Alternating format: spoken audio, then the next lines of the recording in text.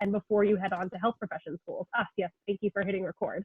So I'm very excited to talk a little bit about, in my case, I'll talk about post-baccalaureate programs. So I'll talk about undergraduate programs, but the things that you would take after you graduate with your bachelor's degree, but also master's level programs that you might take to prepare yourself to go on to health profession schools like medical, dental, PA, vet, any of the above. And then Dr. Cody, do you want to introduce yourself and kind of mention what you'll be chatting about? Hi, everybody. I'm Dr. Cody. I know many of you. I oversee undergraduate research and fellowships.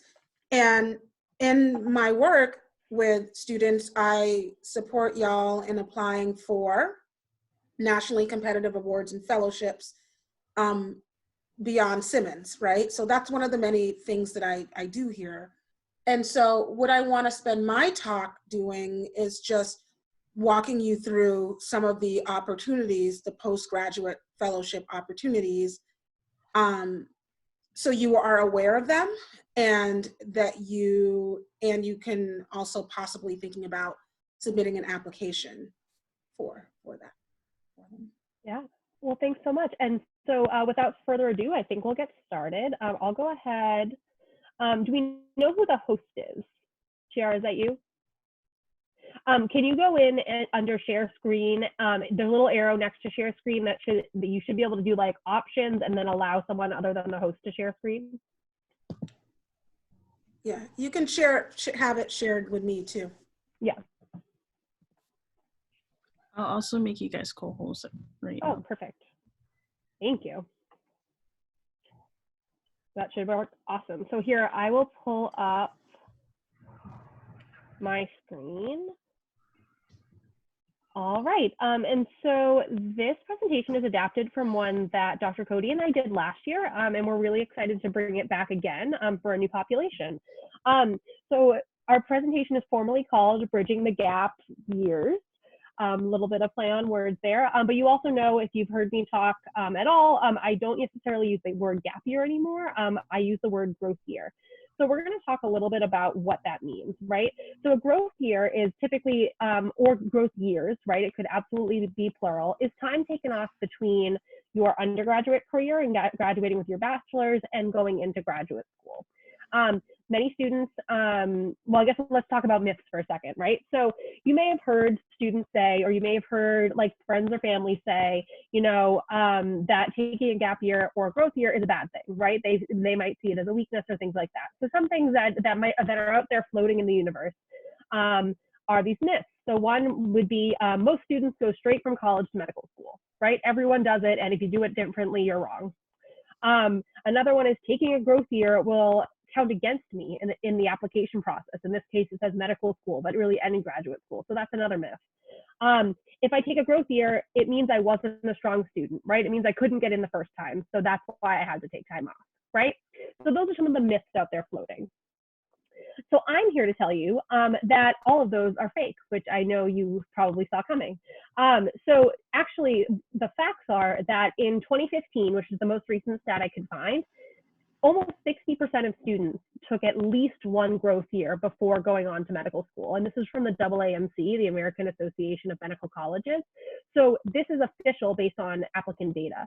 And so that's in 2015. I can assure you that now that we're in 2020, that percentage has increased, right? Because students who are coming out of undergraduate programs have, I mean, just one fact is they have more debt than previous generations, right? I remember many of you know that my dad is a professor, and I have said, I one time mentioned to him that I advised my students to take growth years, and he said, well, doesn't that mean like they weren't good enough to get in? And I said, absolutely not. That's not the case anymore, but it is his generation's mindset, right? If he had friends who were going on to medical school, they went right on through, but they didn't have debt to worry about that our generation does. So these are absolutely things to think about. So students are taking time off to get jobs and to pay down some of their undergraduate debt before going on to schools where they likely would take on more debt, right? So this is just one of the many, many reasons why students would go on to have these opportunities.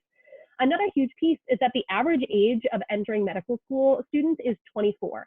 And many of our students, when they graduate, are 22 or 23, right? So that just shows you that the average age is not 22, right? That's not the average age of the students who are entering. The average student is taking some time off.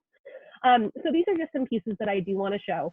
And I also want to indicate that taking a growth year can be a choice.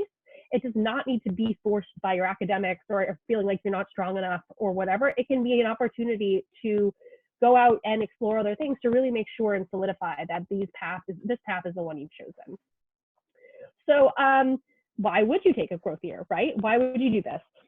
One way is absolutely to earn money, right? I already mentioned it. And many of you have heard me talk about a good friend of mine who took a year off before nurse practitioner school, and she lived at home and earned enough money to buy herself her first car, right? So she then was able to have that car and have transportation while she was in nurse practitioner school, which allowed her a little bit of extra flexibility. And when I talk about taking this growth year, I've said this to many of you before, I talk about going to get a big kid job, right? I talk about going to have a salary and benefits and really using your bachelor's degree, right? I think many students forget that on the way to their goal of graduate school, they get a bachelor's degree. They have a degree that is worth something and absolutely qualifies you for a job. So these are some things that I like reminding students. And so there could also, with earning money, be the opportunity to pay back loans. And it could also be time to spend in the real world, right, quote unquote, before going back into academia, because you've been in academics forever at this point, right? So go and spend some time in the real world, whether that means figuring out how to use health insurance. So whether that means figuring out what being in a work environment feels like and working 9 to 5 or whatever your hours might be. Or whether that means, potentially moving into an apartment on your own or with friends for the first time and kind of figuring out how cable bills work, right? Like all of these different things, either way, you're going to have experiences you've never had before. It also can give you a mental break because you guys need it, you work hard, and it's totally okay to take a mental break from academia before you go on and really challenge yourself even more. Many school students will actually take this time to prepare for the MCAT, right? So, or other exams for graduate schools. Typically, if students take 2 growth years, they don't even have to touch the MCAT until after they graduate, right? And that's a huge incentive to not have to be doing like MCAT prep in the fall or in the spring of your junior or senior year, right? You also can gain additional experience, whether that be research-based or clinically based. You absolutely can go gain this experience that's going to really enhance applications moving forward. You can also improve your academic record, right? You can take additional classes and really boost those GPAs, maybe take a retake a class, those types of things. And you can really take the time to ensure that the schools that you're applying to are right for you, right? I know a lot of, and this is also what I hope to encourage students to do during undergrad, right? To shadow, to get experience, to get in the hospital, to volunteer, to really figure out whether you see yourself in these roles, right? Because a lot of the times they're different than we imagine them to be. And sometimes you'll get there and you'll see it and it'll be the best thing in the world, even better than you imagined, and you're so excited. Other times you'll realize really, really quickly it's not for you. And I would argue that that's just as important as the former, right? So these are just a few reasons to take these times. So what could you do during your growth years? These are some of the things, like I said, engage in service, continue doing things that you were doing before. You could complete a program, like a structured program that would allow you to take additional courses. You could be doing research or clinical experience. Absolutely stay involved with things that are important to you, right? Or even pick up new hobbies or extracurriculars or things like that. And or like Dr. Cody will talk about a little later, you could participate in these prestigious fellowship programs. So today, we're really going to focus on these 2 opportunities. We're going to focus on completing post-bac or graduate programs, and we're going to talk a little bit about participating in these prestigious fellowship opportunities that you can do after you graduate from Simmons.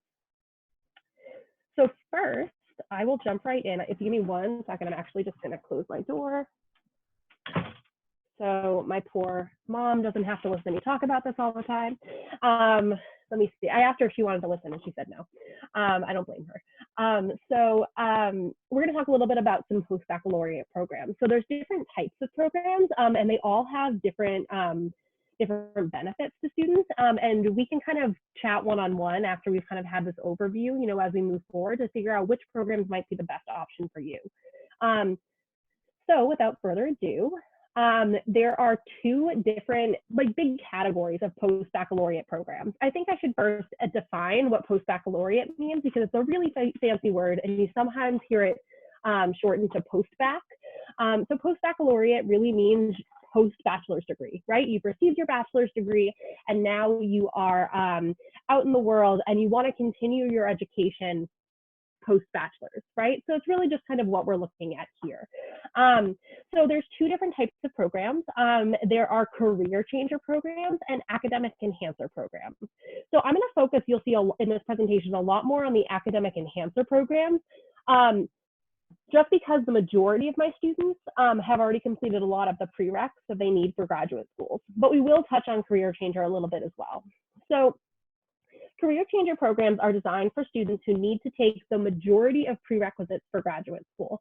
So I always use myself as an example here. Many of you know that if you've heard me talk about pre-health, that I so want to do everything in my power to get you into those programs. I want to see you in your white coats and I want to see you killing it.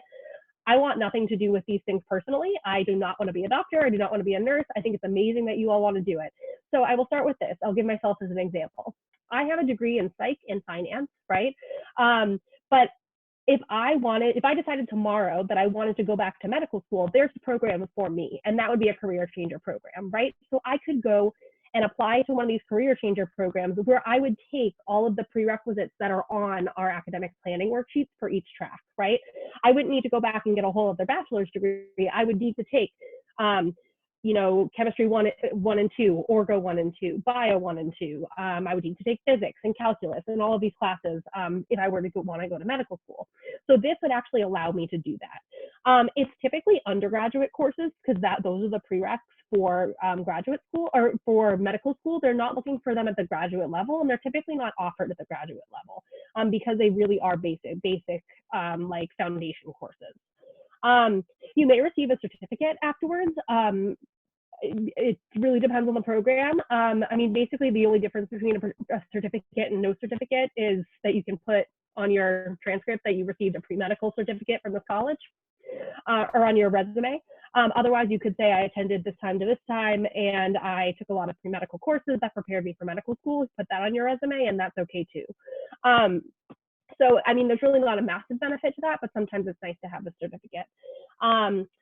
And some of the programs are cohorted so that you actually will maybe start in the fall with a group of students who are going to follow the classes in the same order that you are. So you really get to know those students. You'll all be together. You may have study groups. You may be all on the same path to your professional school at the same time, maybe preparing for standardized tests at the same time, all of those types of things.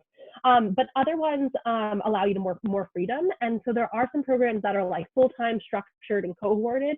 And then there's others that are you can absolutely take classes part-time. Maybe you've already completed biology, so you don't need to take those 2 classes, but you do need all the chemistry courses, right? Some of them are a little bit more flexible and allow you to kind of pick and choose what you need from the program. It really does depend on the program. So it depends on what you're looking for. And I do have some students who maybe decided to be pre-health later in their Simmons experience. And so they've taken the first year of chemistry, but other than that, they still have to complete all the programs. This might be a good, or other that they'll need to complete all the other courses.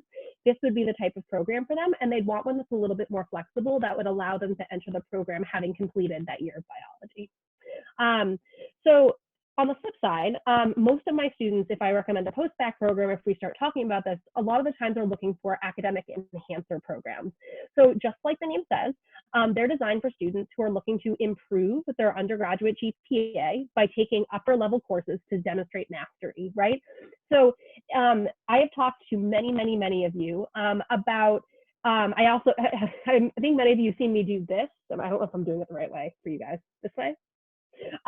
You want to see your grades, even if your grades are starting right here, because typically students don't do their best work in their first semester of college. That is true for the most part across the board. It's a brand new transition for everybody.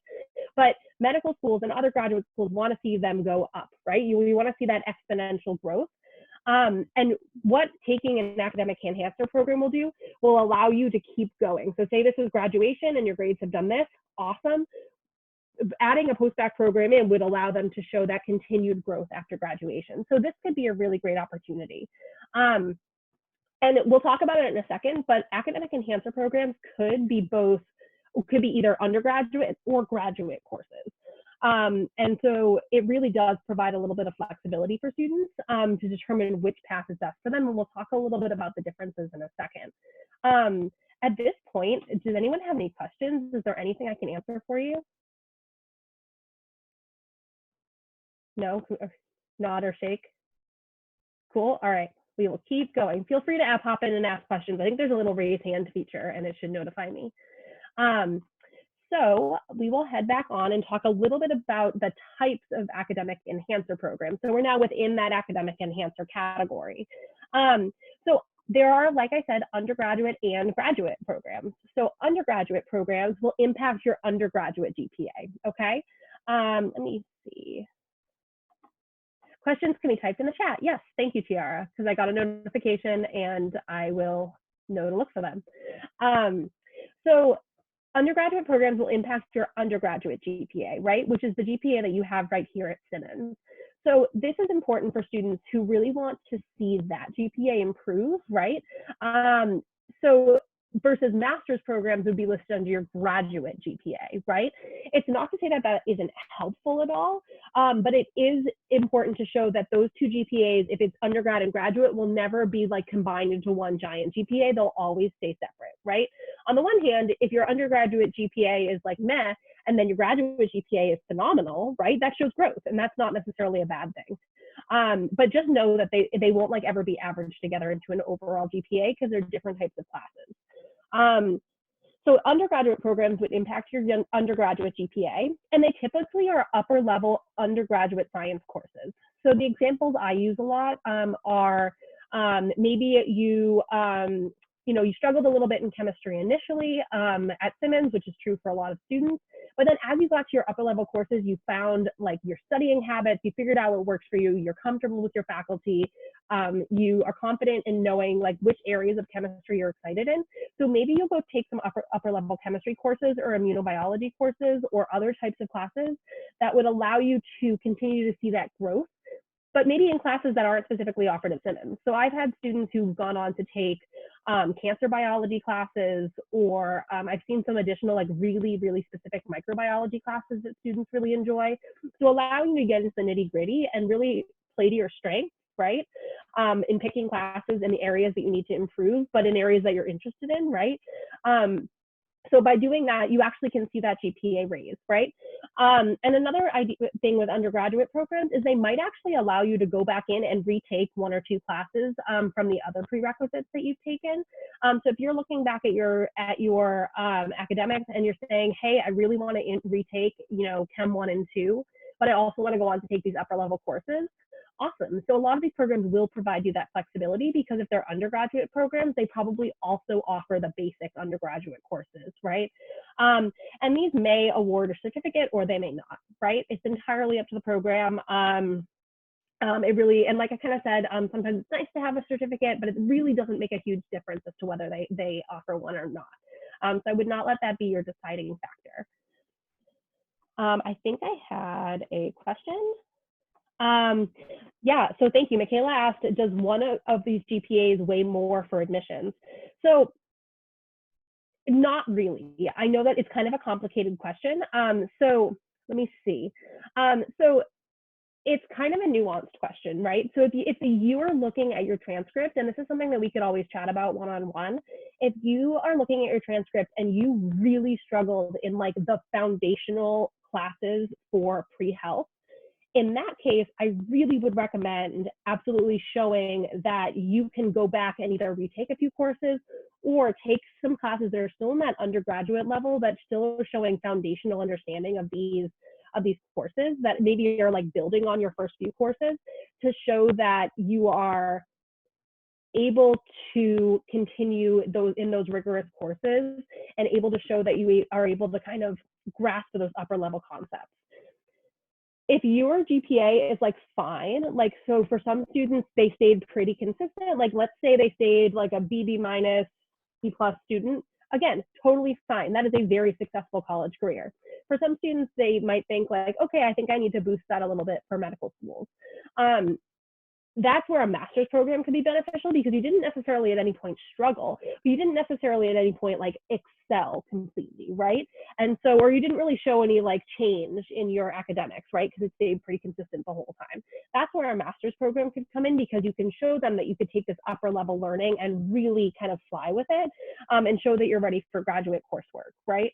I know that's a really nuanced answer, but it's something that we would have to talk about a little bit more in depth. And I just saw another question pop up. And oh, that's a great question. Do post-bac grades replace undergraduate grades, or do they average out? They typically average out.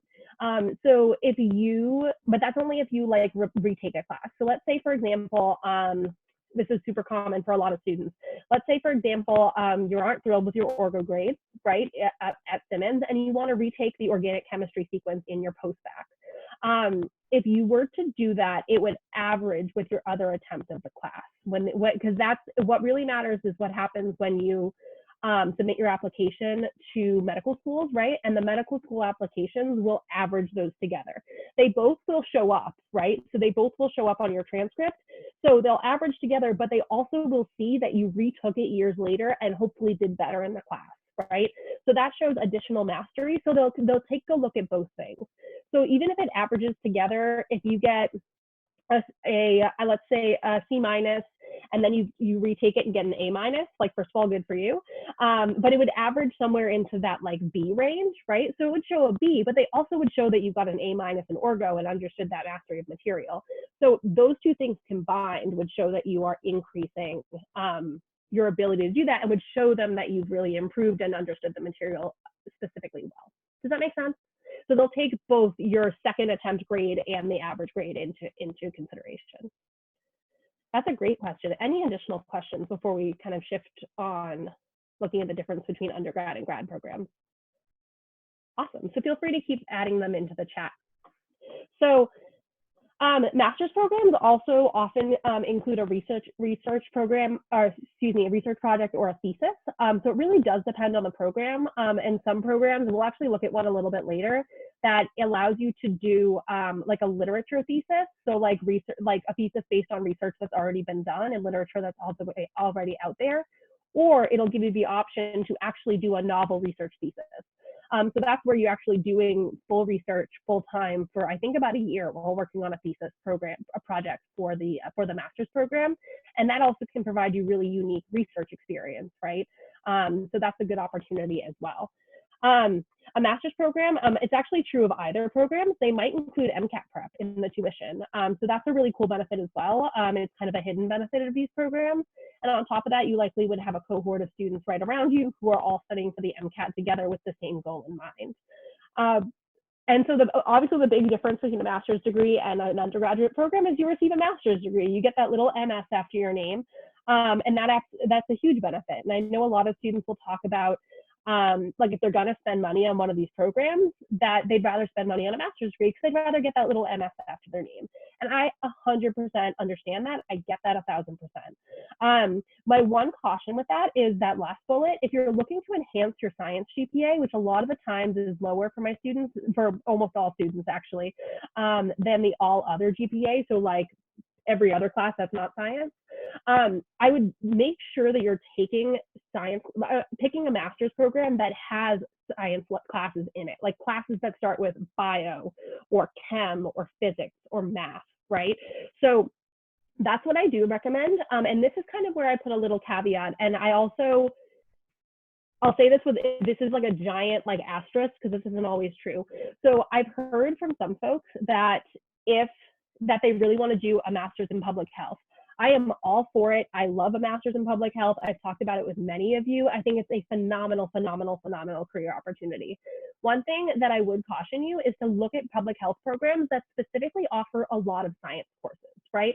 So there are some that are a lot more science-based, almost like Simmons Public Health major has the bio track and the social analysis track.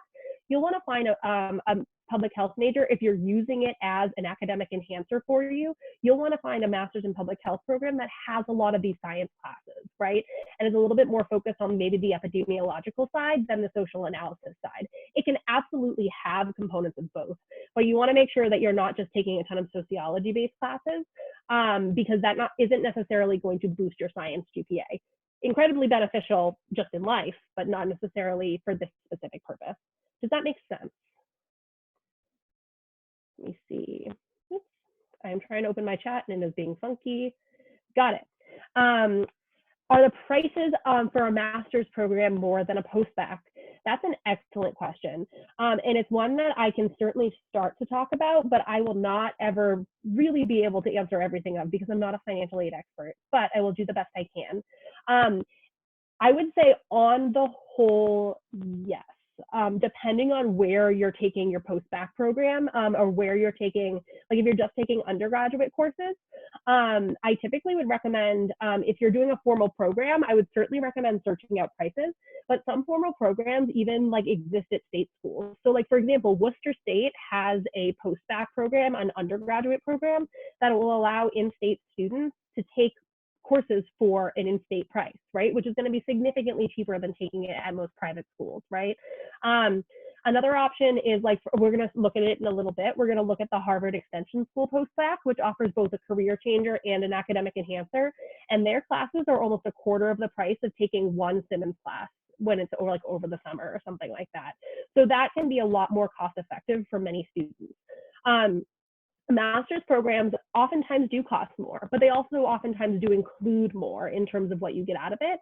And you also are eligible for graduate financial aid. And they also might be more likely to have built-in scholarships for students, especially if you're part of an underrepresented population in medicine or in the field that you want to get your master's in. They absolutely will have scholarships available to you. So I'll talk a little bit more about the financial aspect of this in a little bit, but I think that's a huge piece. So with the master's programs, I almost would think about, which I'm sure this is a conversation you all heard when you were looking to apply to colleges, is maybe not directly looking at the sticker price of the program, because many colleges, of course, we all know, have a sticker price, but very, very few students pay that really high sticker price, right? Because there are scholarships available and there's financial aid and all of those types of things. You would be more likely to pay below the sticker price for a master's program than you would be for a post-bac program. Does that make sense? So even though the sticker price might be lower, you might have to see what your financial aid ends up looking like. Okay. All right, that's a great question, thank you. All right, so we're gonna shift on over a little bit, I think, if I can hit next. There we go. So we'll talk a little bit about some things that all post-bac programs have, right? Because we were looking at the differences here.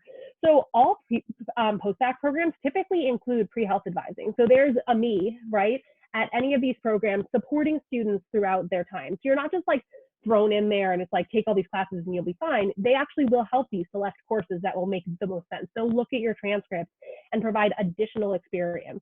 And in this case, they might be better positioned in that specific instance than me to give you that advice. Of course, I'm always here after you graduate, and you all know that. But they actually will have experience saying, okay, this student, this is what their transcript looks like in undergrad. I've worked with students in this program before, and I know that if these students struggle with chemistry, these are the courses that I put them in. And if they can really show mastery here, then medical schools like that, right? So they have different experience of working with different populations of students, and so that can be really beneficial. They may also have their own committee letter process.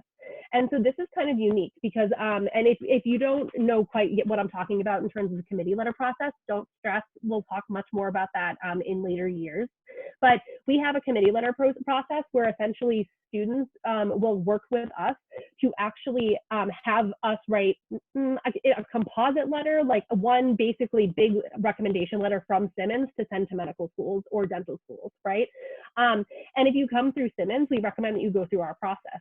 However, if you go through a process, if you go through a post-bac program or especially a master's program and they have this process, we will oftentimes recommend you go through them because they've worked with you most recently. And they have faculty members who have worked with you more recently in the process, right? And more recently in the classes that you've taken.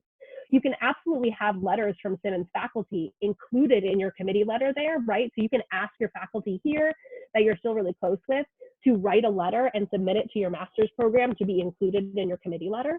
But we would recommend you follow their process. And they also might have relationships specifically with certain medical schools, and we'll talk about those in a second. And that would allow them to kind of really tailor what they're specifically looking for and what medical schools really like out of their students. So that could be really specific and helpful as well. All right, I know I just got a question, so I'm opening this up. For med schools, you need a committee letter from undergraduate and graduate school. That's a great question. So you would only need one committee letter. You wouldn't go through the process both at Simmons and at the graduate school. You would probably go through it at the graduate school, but like I said, request letters from Simmons to be included in the committee letter for graduate school. Does that answer the question? I think so. If you have follow-ups, please feel free to type them in the chat.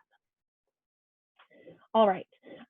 So some of them, all post-bac programs, regardless of career change or academic enhancer or graduate or undergraduate, they may include MCAT prep into the cost of tuition. So that's a really great thing to think about. Oftentimes, if they're including it in the cost of tuition, it's probably at a discount because they probably bought it in like a bundle for all students. So that could be a huge benefit. And of course, there's cost associated with it. And I'm not going to water that down. These can be expensive, but that is a huge benefit if it's included in the cost of tuition, right? Not always, but a lot of the times it is. And like I said, it can give you a cohort of students who are having similar pre-health experiences to yours. And so that could be just incredibly helpful. And also, a lot of them aren't just classes.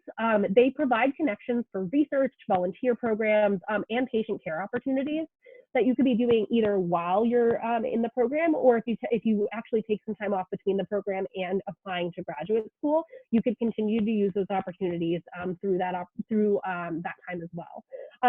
So a lot of them actually will have like built-in even service learning type opportunities into their coursework, so that you're actually getting more things to benefit your resume than just the coursework, right? So that's another thing that goes into the overall price of it is you're getting these additional benefits as well. It's not just the coursework.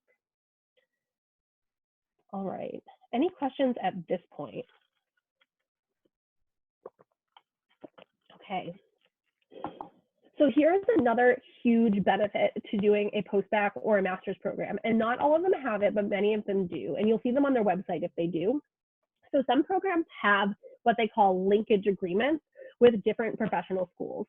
A lot of the times I'll say medical school here because more than often than not, it's for medical schools, but some of them are available for like vet schools. I actually just saw one that has one with UPenn Vet, and some of them have PA schools as well.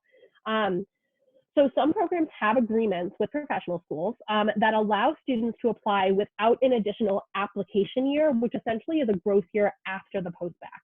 So let's kind of back up and talk about what this process would look like, right? So if you go into a post-bac, we can probably assume that it would go either 1 year or 2 years, depending on what the post-bac is, right? Whether it's a master's degree, typically master's degrees are 2 years, but not always.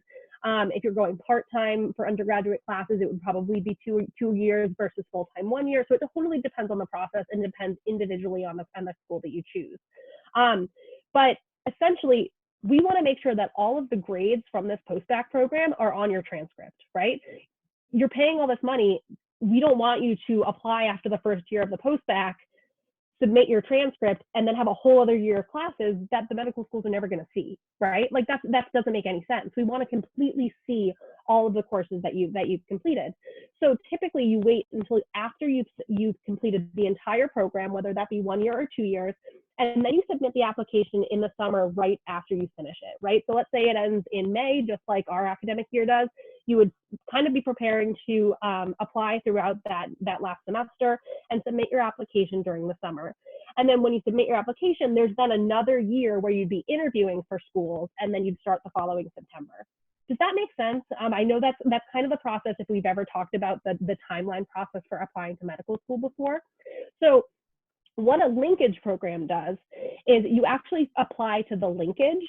And if you apply for the linkage, you actually eliminate that second interview year, okay? If you apply to linkage and you get it, I should say.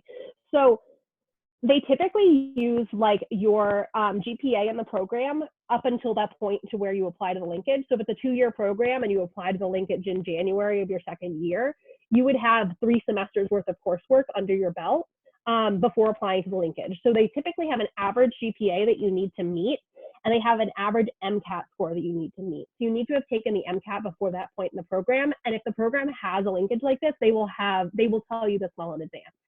So if you meet those minimum requirements for GPA and MCAT, a lot of the times they will automatically offer you an interview. at some of these institutions. And that's huge, right? So they'll offer you an interview and you can still interview in like February, March, and then you can start right away in September. So say your program finishes in May, you start 3 months later, right? So that's a huge benefit to a lot of these programs. You do need to hit the minimums, right, for these programs. Like if you can't like get a 2.0 in that program and expect to be part of the linkage. They're typically pretty competitive. And so I know a lot of them say like you need a 3.5 in the program and like a 507 MCAT at minimum in order to qualify for the linkage.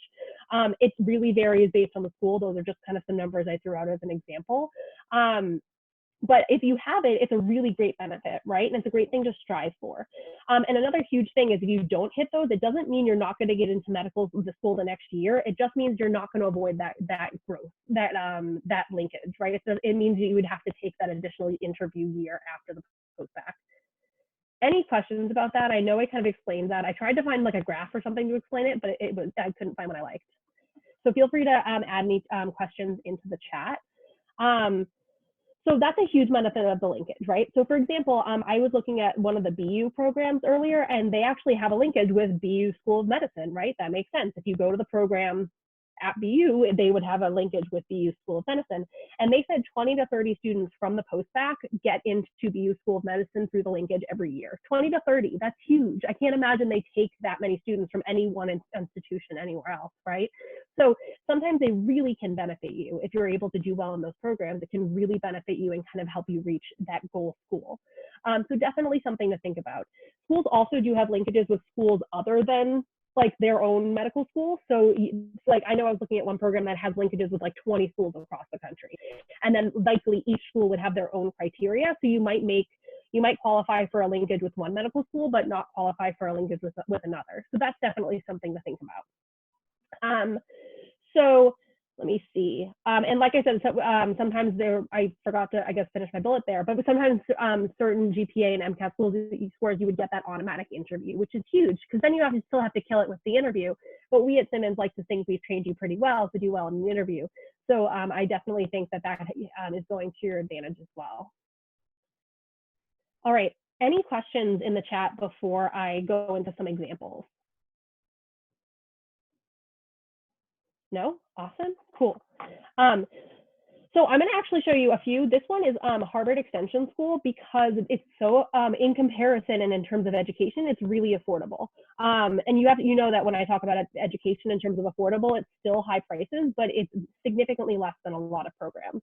So they actually have they call it the pre-medical program. It's designed for students who already have a bachelor's degree.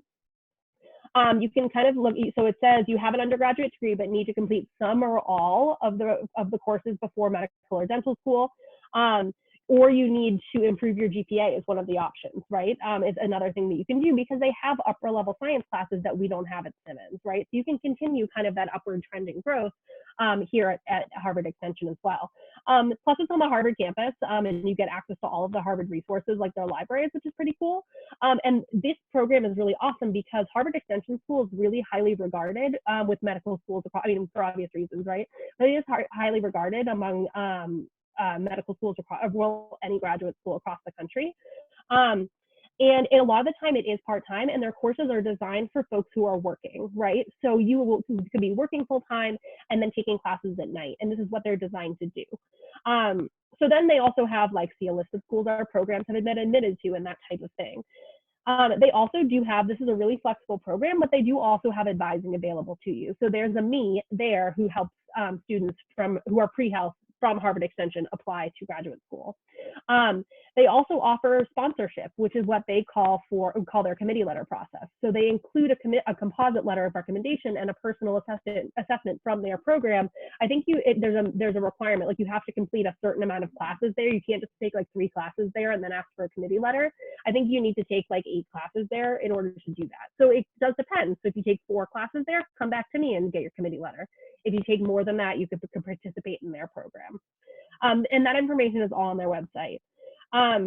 This is what I love about Harvard Extension specifically, is that their tuition is $1,840 a course. This is very expensive. I'm not going to lie about that, but a class at Simmons over the summer, a lot of the times is close to $5,000 a course.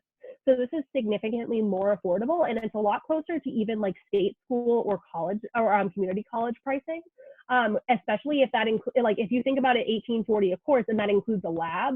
A lot of the times, 4-credit classes at like community college or state schools are around that price, maybe a little bit less, but kind of in the ballpark. So this is a really great option in that case. So they say like students complete 20 to 32 credits. So like what that's like is like 8 to 10 classes, depending on how many credits. And then that tuition is between 92 and 14 versus other graduate programs. Like if you were to just look at a sticker price for like some graduate programs, then you'd be looking at closer to like $50,000 or $60,000. So in that respect, it's a little bit more affordable. And I know I just got a question, so I want to pull that up. Do some of the linkage programs include master's degrees, or are they non-degree programs? That's a great question. So for the linkage programs, it could be like a non-degree program, like a certificate undergraduate program, or it could be a master's program. It's really both. And you have to look at specific schools to see what they offer for a linkage, or if they offer one at all. But typically, all types of post-bacs, there are linkage agreements in all types of post-bacs. It really just depends on the program. So that's a good question. Thank you. So this is kind of the things that they offer. And another benefit of Harvard Extension is there's no limit to what classes you could take. They're all undergraduate classes. But you could, like, for example, like retake the organic sequence and then take like 3 upper level bio classes, right? Because there's no like limit. You can't like only take upper level or only retake classes. They have a really wide range of classes that are available to you. So that's one option. Another one that I want to show is the UPenn Post-Bacc. And this is actually a really interesting story because I got in touch with, that's a really big banner. I got in touch with the pre-health advisor for this program at a conference one day. And I was telling her, you know, my students can't afford to spend $60,000 on post-bac programs. Like, that's just not a thing. I couldn't do it. Like, I don't know who has that money to throw around, right? Certainly not anyone I know. And I kind of said, like, how can I in good conscience recommend that they go spend $70,000 on a program that I can't guarantee is going to get them into medical school? While this is huge and incredibly helpful and going to do a lot of really amazing things, it's not a guarantee, right? So she actually said that their school works with students who have financial need and will help them find assistantships elsewhere in the college. So go work for UPenn, and in turn we'll give them some tuition remission. So essentially we'll help them we'll like charge them less for the program. And they said that they've placed students in like student activities, like to work as graduate assistants. They've placed students in their diversity office. They've placed students really across the university to work for the university while they get their degree, and in exchange give them a tuition discount. And a lot of the times that really helps students figure out ways to reach these degrees a little bit more affordably. So that's something that I really do want to highlight. Many of you know that that's how I got my master's. I worked at Simmons full time, and they gave me free tuition to my program. And I think that's a really overlooked way to get your degree. It doesn't work for everybody, but it is an opportunity, right? So this is I just had a lovely conversation with their advisor. So that's something I do want to point out. So they actually at UPenn have both a core studies program and a specialized study program. So their core studies program is exactly what it sounds like. It's a career changer program that gets you to take those core pre-health classes. And the specialized studies program allows you to take these really upper level classes. So I'll click on that for a second. So their classes, these are just some of the classes you could choose, like advanced cell biology, clinical psychopharmacology, cancer cell biology, histology, immunobiology, human anatomy if you never took that, and it might actually include like a cadaver, so it would actually be like closer to the anatomy you'd take at medical school. Infectious diseases, super interesting right now, all those types of things. So these are some classes, I mean, I know some of them we do offer at Simmons, but a lot of them are ones that we don't, and can really continue to show those upper level coursework. And again, these are all undergraduate courses, but upper level undergraduate courses. And I think this is the one I wanted to look at in terms of linkages, but I'm trying to figure out where. Let me see, give me 1 second. Program features.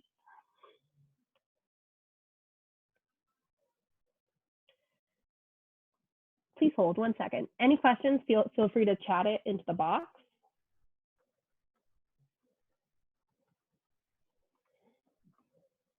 Here we go. So professional school linkage agreements. So this is something I wanted to highlight because this answers the question that we got earlier. So this is what a linkage agreement might look like.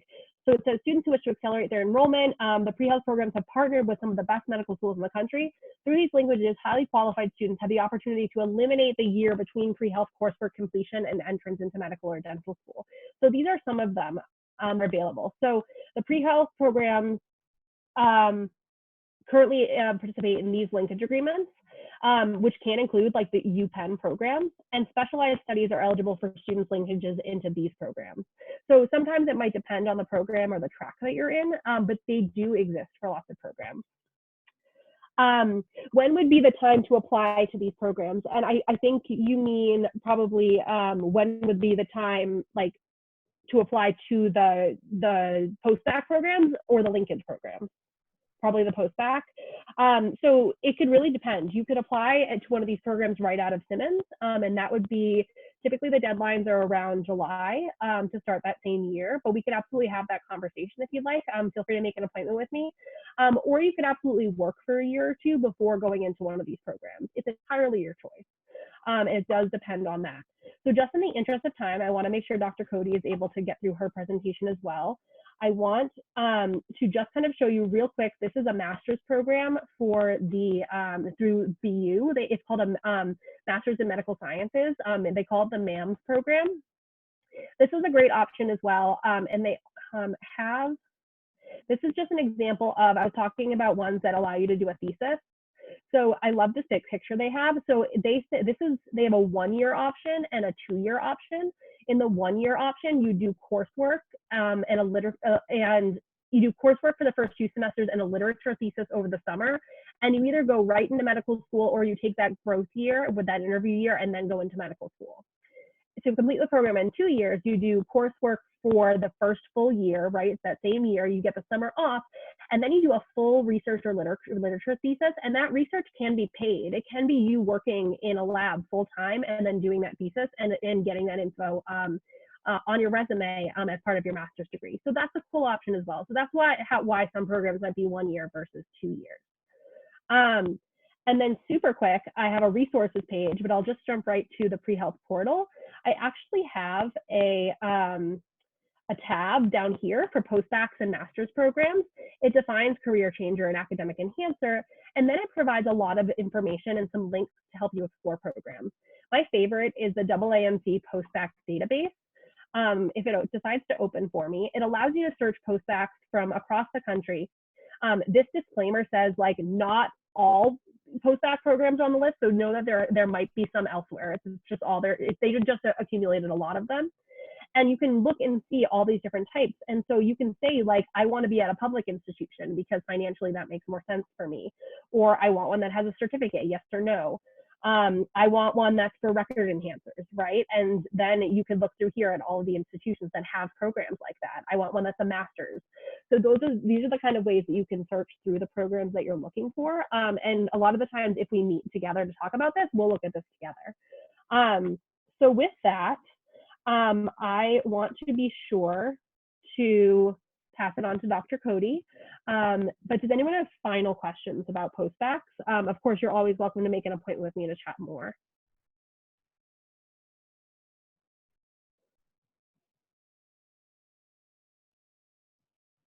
All right, awesome. Thank you so much. So with that, I will pass it over to Dr. Cody.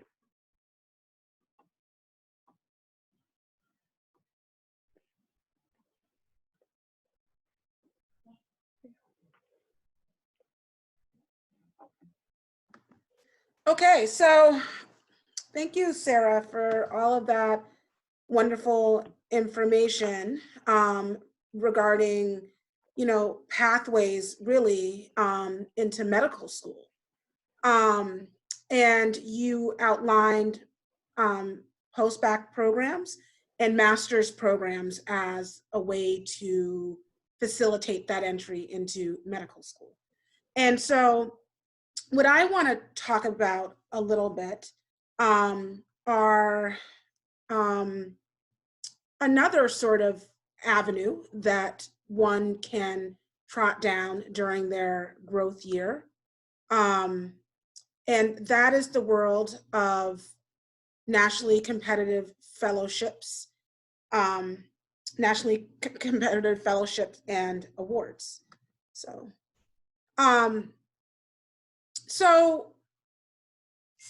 what are fellowships, and what do we mean by nationally competitive fellowships and awards? Well, typically, these are opportunities for students to experience growth after they graduate from their undergraduate institution.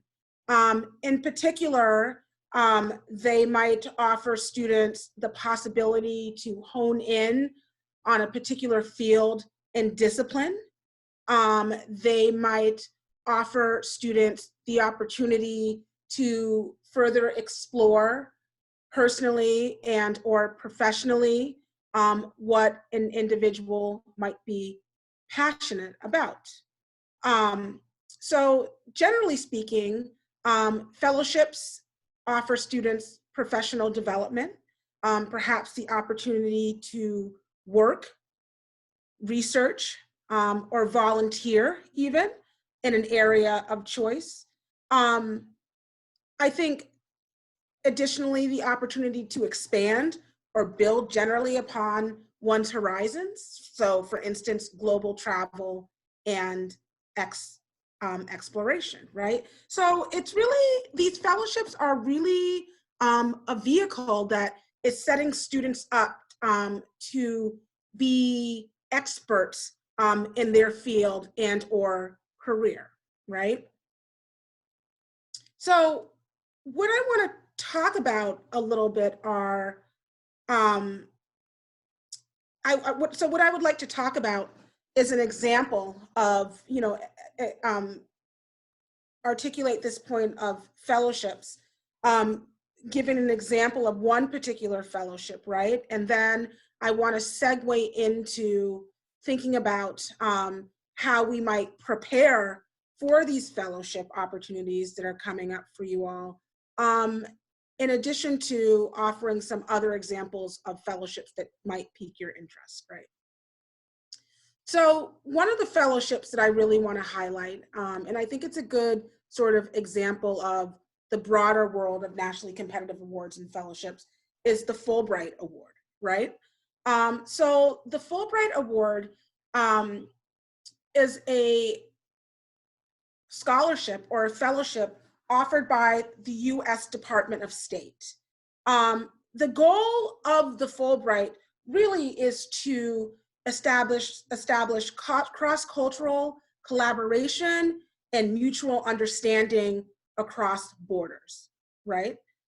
So it's really to sort of facilitate, if you will, or strengthen the connection that the United States has to other countries and locales throughout the world.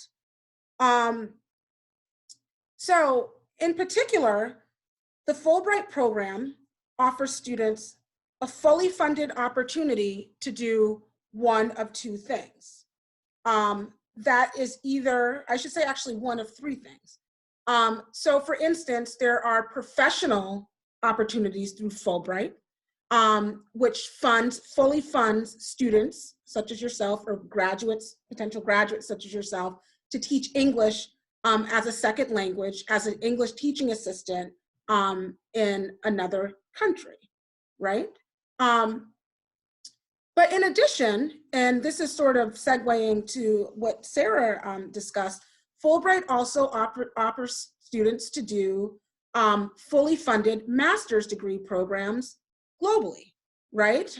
So whether you're thinking about something in France or the UK or even an Asian country, Fulbright fully funds students to pursue master's degrees abroad. So again, it really resonated with me, Sara, when you talked about the financial piece and the, the cost perhaps of some of these master's programs that are going to set you up for success in your field of medicine and or beyond. And for many of us, it's simply not affordable. So I want to put these on your radar, not necessarily because they're prestigious, which they are, and they will set you up for success, but for many of these awards, they facilitate fully funded access to, fully funded access to master's degrees, and in some cases, even PhDs. In addition to fully funded master's degrees, Fulbright also offers you the opportunity to pursue an independent research project that is fully funded.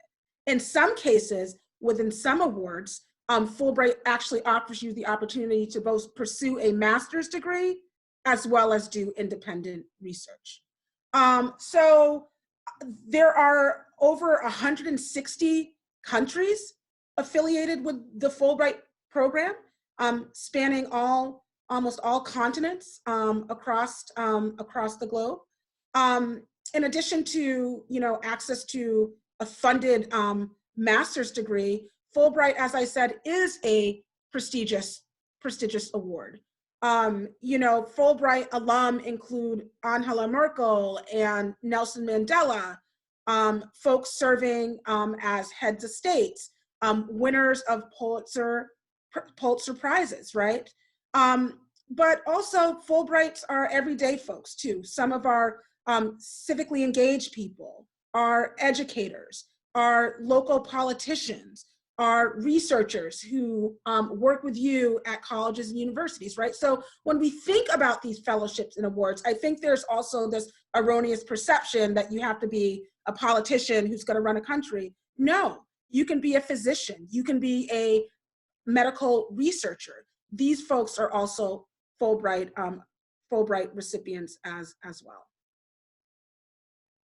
So in particular, I want to bring your attention to the fact that, and most germane to this set of conversation now, that the Fulbright grant offers specialized opportunities in STEM and public health. So for instance, when you go, if you're interested in going to the Fulbright website, you will notice that there are certain countries that offer specific awards related to STEM and public health. So some of them I have listed here. For instance, Australia enables American students to undertake research in the following fields of study, including environmental studies, social justice, and public health. Hungary offers similar awards. Iceland, Taiwan, their university is a global leader in public health. So I know, for instance, many of you who might be interested in receiving a medical degree might think of pairing that with a degree in public health, for instance, from one of these prestigious global universities. So I have some good news and some not so good news. So we had quite a few applicants for the Fulbright this year. We had about 7, and 4 made it to the semi-finalist stage, but unfortunately, none of them made it to the finalists. We had some individuals apply to Taiwan for public health, and this individual wanted to pursue a degree in, pursue a medical degree after that. We had folks interested in environmental studies. We had a person interested in teaching English as a second language in Greece, and another individual working on holistic and sport medicine and holistic sport medicine in Scotland. But it's quite an accomplishment that we still had 4 folks that make it to the semifinal stage. And by no way should that discourage you. As a mentor said, you can't self-select out, right? You don't know if you're gonna get something. The first thing you do, you have to apply, right? But I do wanna hit us to the fact that Simmons has had a Fulbright, and she was, perhaps had a similar profile as you all. She is now in medical school, but she did her Fulbright in Mexico, looking at maternal diabetes. So she did a research project, I believe, but also paired that with a master's degree in Mexico as well. So So I want to talk a little bit about preparing for fellowships. So the first is mastery in and engagement with your field. So I think this obviously entails academic excellence in the classroom, but really taking a holistic approach and really embracing what I would like to term experiential learning. So that really means taking advantage of all the research opportunities, at engaging in research opportunities in your classrooms, in your lab, perhaps at Simmons, being civically engaged. For instance, thinking about the policy and or political implications of your work as scientists and as medical practitioners, taking advantage of global engagement, whether that means actually crossing borders through our Center for Global Education, or even thinking globally in our local kind of context as well. And again, leveraging and thinking about and engaging your workplace experiences, whether you're working in labs in the Longwood medical area or other aspects of work that you might engage in. So I also want to say that preparing for these fellowships, which are very competitive, I just want to stress taking advantage of the grant and research opportunities at Simmons and beyond. And so this is just a plug for some of the initiatives in my office, including Surpass, which I know some of you have done and are going to do in the future. Our Sure Grant program, which pairs students as a sort of apprentice to faculty research. Surpass is a little bit different. It matches students with a faculty mentor in which they can work on an independent project over the summer. We have our Simmons World Challenge, which enables students to investigate or engage in a topic of global importance. It's also fully funded. So again, for those who are fiscally minded, who might want to think about crossing borders but can't pay for it, Simmons World Challenge is a great opportunity to do that. As some of you probably participated in yesterday, the Undergraduate Symposium is a great way to showcase and talk about your work and share it with the community. We have our newly implemented Passionate Leaders Project, which allows you to engage in an independent, scholarly, experiential, and or creative endeavor of your choice. We launched the Passionate Leaders Project inaugural class this year.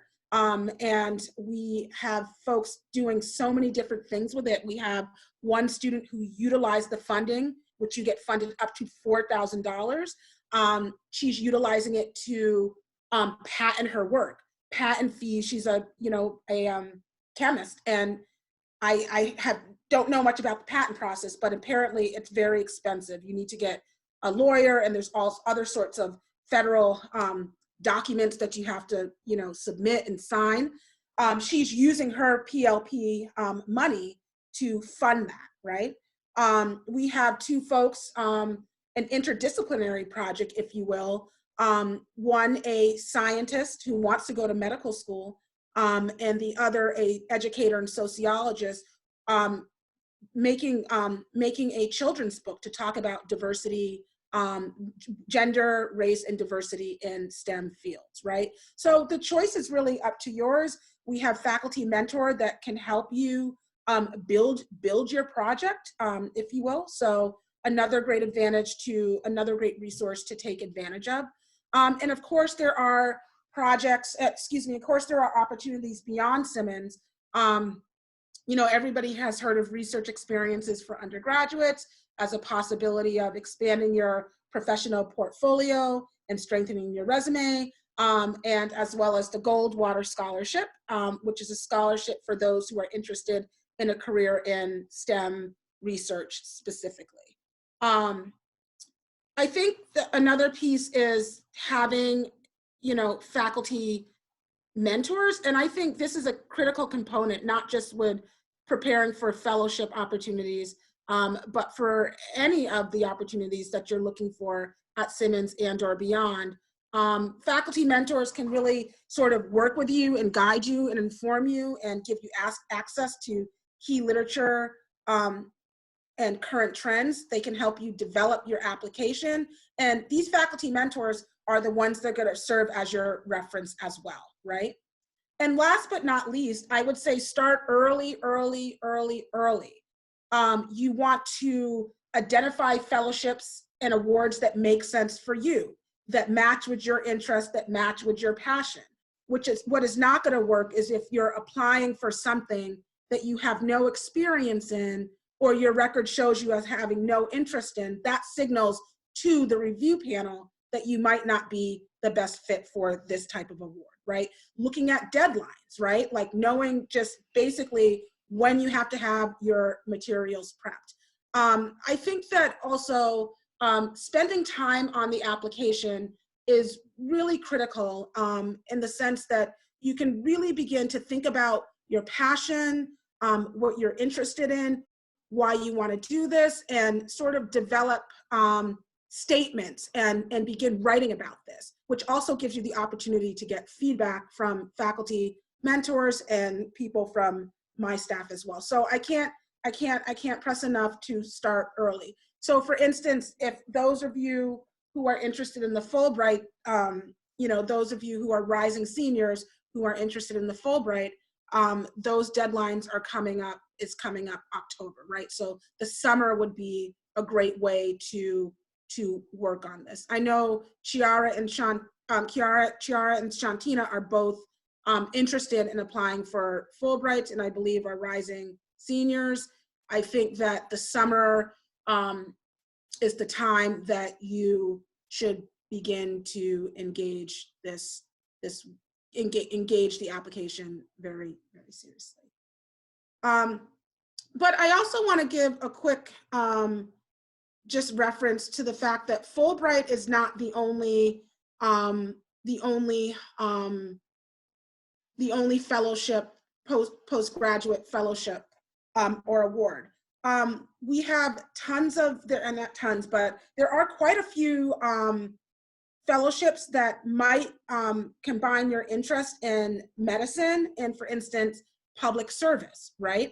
And so we have the Truman Scholarship, which also provides fully funded master's degree for students that are interested in issues related to public policy, which can include medicine as well. We have foreign affairs fellowships who will provide fully funded master's degree in the related field of foreign affairs. But again, this might also include health and well-being and medicine as well. So when you think about these fellowships, think broadly and holistically, I would say, about your career, your trajectory, and the type of work that you want to do. There are fully funded master's degrees at Stanford, Knight Hennessy Fellowship, and we have a host of other scholarships that allow for fully funded master's degree overseas, specifically in the UK. We have the Marshall Scholarship and the Rhodes Scholarship. Rhodes is a fully funded scholarship to Oxford for a master's degree, as well as the Marshall Scholarship, a fully funded 2 years master's degree to any college or university in the UK. Similarly, Mitchell offers a fully funded master's degree in Ireland as well. So these are some other opportunities to, enhance yourself professionally while preparing or setting yourself up for entrance into med school. So that is it. That is all I have. Are there any questions for me?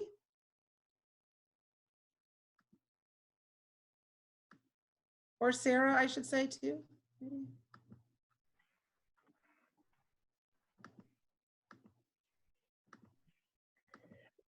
Yeah, thank you so much, Dr. Cody. So there was one thing that I didn't highlight, and I think it's exactly what you were saying in terms of affordability. And I know when I talk about these programs, they're so expensive, and it's not an easy thing necessarily.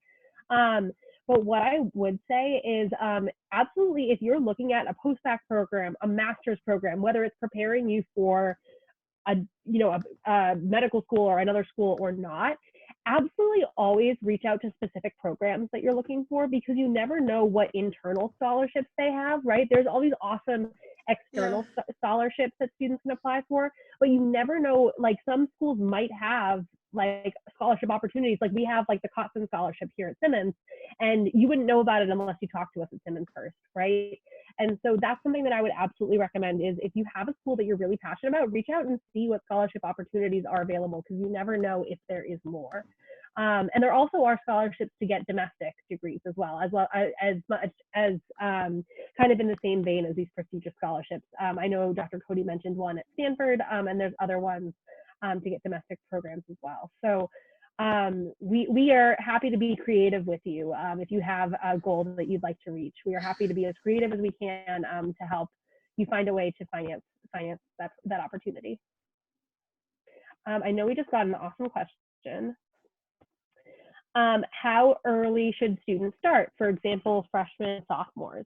I assume that was for Dr. Cody about fellowships. Yes. So yeah. I think that's great. I think it's never too early to start. I think that the earlier you start, the better. Like if you're interested in Fulbright and maybe teaching English or getting a master's degree abroad, I think that work should probably start to begin your sophomore year. And that's not to say that you're filling out the application your sophomore year, but you're thinking intentionally about the things that you're doing at Simmons, and you're articulating them to people, and you're beginning to connect and build off of all these experiences. I think that it's interesting to also look at some of the nuances and requirements of specific awards. And so if the award is saying, for instance, with Fulbright, the awards in South America, whether it's teaching English, whether it's a master's degree, or whether it's an independent research, requires a high level of proficiency in Spanish. So if you know that you are likely going to want to do your Fulbright award in South America, then you have to gain proficiency in Spanish, right? So there are little things like that that you can begin to set yourself up for if you are interested in particular awards. I think Goldwater is another interesting one that offers students up to $7,000 for their activities in STEM research. I mean, that is sort of difficult to get if you have not been involved in STEM in research, right? So being active and intentional about engaging in research, whether it's in biomedical or other, would be a way to position yourself for that award. So to make a long story short, I don't think it's ever too early. I think sophomore year is great.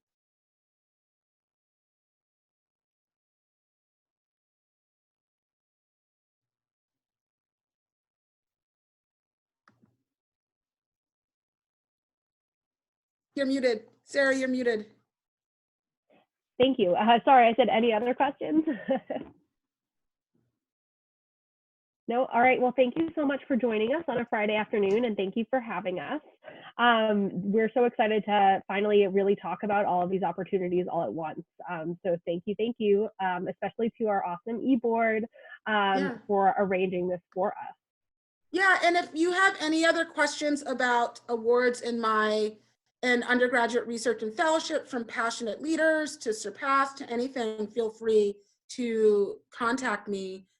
Just a quick plug, you might have saw we're having fellowship week next week, which there will be not a long session, an hour info session on passionate leaders and funding for that. So I encourage you all to attend that as well. So. Absolutely. Awesome. Thank you so much. Okay. Bye-bye, folks. Bye.